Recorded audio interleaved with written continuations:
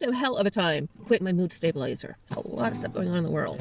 I don't condone violence, so leave it at that. I just came from acupuncture, so excuse the face, but I have always feel so good. But it's just like there's so many things going on right now. And of course it's 9/11. And if you don't know, you will soon. I was not associated with 9/11, but I responded during 9/11. I was in the Coast Guard and I was stationed in Boston at the time. Machinery Augmentation Team, Naval Engineering Support Unit in Boston. Basically go on the boats from Maine down to Virginia, and on top of my mechanic skills and jobs on the boats that we had in Boston, I would go up and down the East Coast doing gauge calibration for our Coast Guard ships and boats and rescue ops. So that I was doing in Boston, and I was in a compartment, and like when a door closes, you know, that like feeling in your eardrums when the pressure changes, and that happened. And I thought, what are you doing? You know, I was the only girl. I was used to getting picked on by the guys that I worked with. Nobody had my back. I had to do everything better than them, backwards it felt, and with my eyes closed, in order to be looked at as, oh yeah, she's okay, you know, in my job.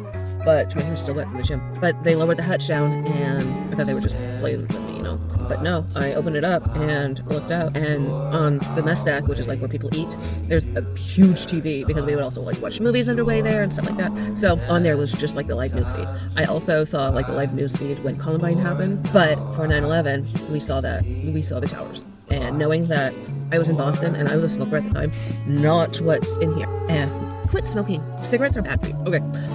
I quit that cold turkey. But back to 9/11, I saw it and it's like, oh gosh, you know, I'd never seen anything like that, obviously. And so I told my chief, who's like in the military, your boss, I told my chief that I don't know what the plan is, but like since we were in Boston, we were close to New York in essence, and one of the planes took off from Logan International Airport in Boston. And likely, as I was saying before, as a smoker, we would all go outside and huddle up together, you know, when it was like really cold out. And what about cigarettes? I don't remember. Ooh, okay, 9/11, I told my chief that I don't know what the plan is, but I want to go. Once the phone lines were, yeah, that's it. About smoking outside in Boston and knowing that they took off from Boston, and we had a high chance of somebody being outside underneath the plane as it took off, heading to do horrible things. So that was just so trippy, and I told my chief, like I said, I don't know what the plan is, but I want to go. So once the phone lines came back up, because like everybody was trying to call everyone, so the phone lines were jammed. I'm an only child, if you didn't know, and I'm the only grandchild, the only niece. So yeah, it all ends with me.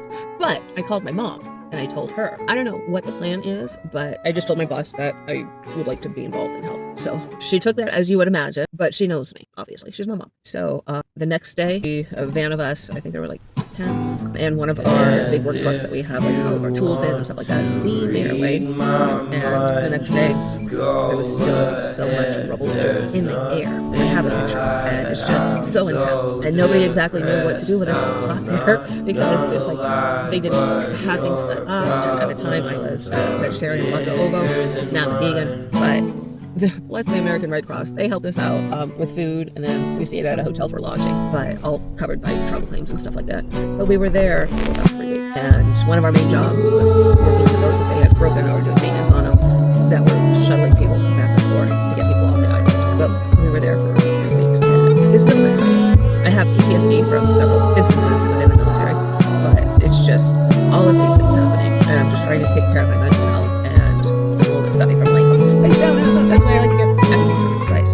It's just crazy. And then on my way to acupuncture, I saw a road rage incident. A guy driving a white truck with disabled veteran plates. It's like, it's the kind of person that gives people like me, gives the blue-haired liberal disabled veterans that name. I don't really know what anymore, because liberal has moved so far center from like, I think I'm just a leftist over here. Yeah, but there's so many things going on. Tensions are really high. And the thing is, they don't have to be. We don't have to be living in this situation. But yeah, here we are. I don't have all the answers, but I do know that road rage is not going to solve it. You know, this guy in a white truck, veteran plates, and he was behind a Subaru, and I guess he was mad that he couldn't let his like turbo go. And so once it got into 2 lanes instead of 1, he matched the speed of the car that was in front of him, the Subaru, and rolled down his window, and then she rolled down her window on the Subaru. And I don't know what was said, but there were hand gestures by him out of the truck, and then he rolled cold.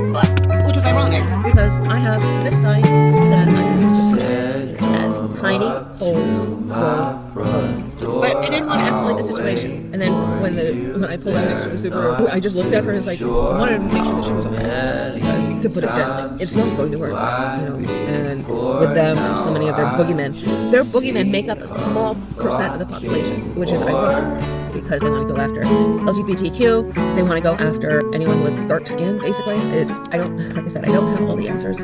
But I am proud of myself for handling all of this without my mood stabilizer.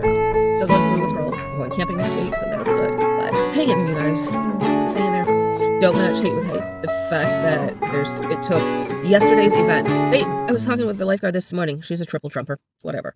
And she complains about the high prices and gas and on food and on utilities. It's like, yeah, you voted for this. Now we all have to live with it. So I don't know what the answer is. But I know, like I said, matching fire with fire. We're poking eyes out. We're all blind. We don't want that. But we need the people to stay around. The helpers, the people that have compassion, empathy. Yeah, see, this is why I'm not staying with this. But empathy, compassion, and those are going to be the superpowers going forward. And it took yesterday's event to, it seemed like it was just like the Tinder that just went off, and it's frustrating that it took that one person versus how many countless kids have not been able to grow up because they went to school like